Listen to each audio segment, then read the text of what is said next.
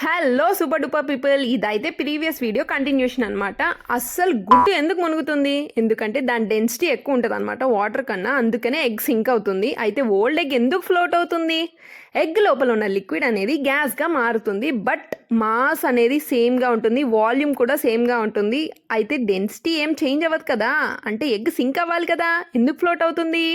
Here comes the point.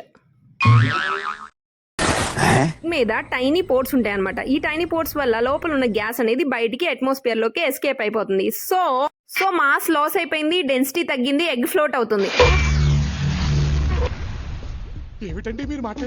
Egg smells bad.